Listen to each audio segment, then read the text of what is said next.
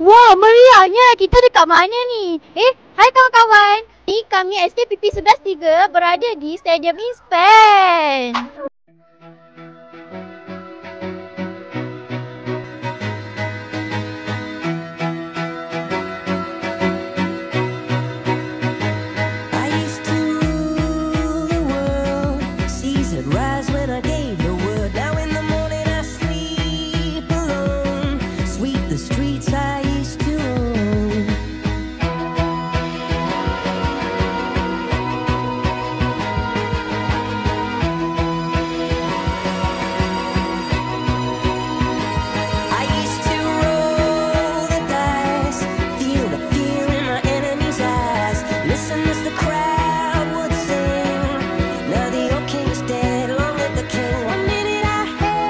Masuk acara apa?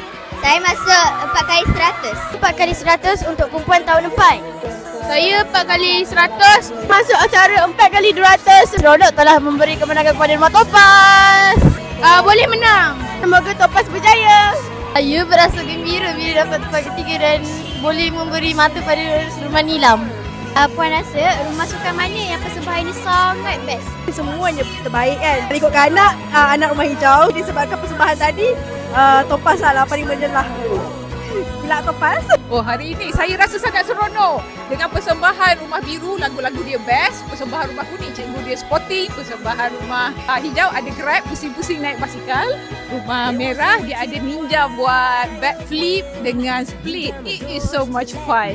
Kurang best tak hari ini? Best sangat. Korang rasa rumah mana yang akan menang? Biru, merah.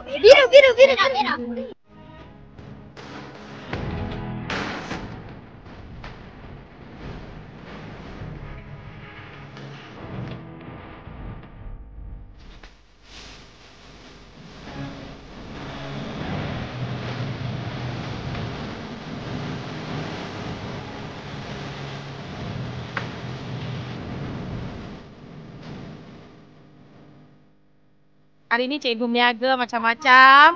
Ayam popcorn, cikgu ada sosis, cikgu ada nugget. Tadi kerupuk Lego dah habis. Cikgu ada spaghetti yang sedap. Tahu, jangan lupa spaghetti cikgu sedap, ayam popcorn cikgu sedap. Cikgu ada air, ada 4 jenis air yang cikgu jual. Jangan lupa datang beli cikgu, support cikgu, okey? Okey. Cikgu harap Rumah Nilam dapat menunjukkan satu semangat kesukanan yang positif lah, ya. Bagi saingan dan bagi cabaran kepada semua rumah.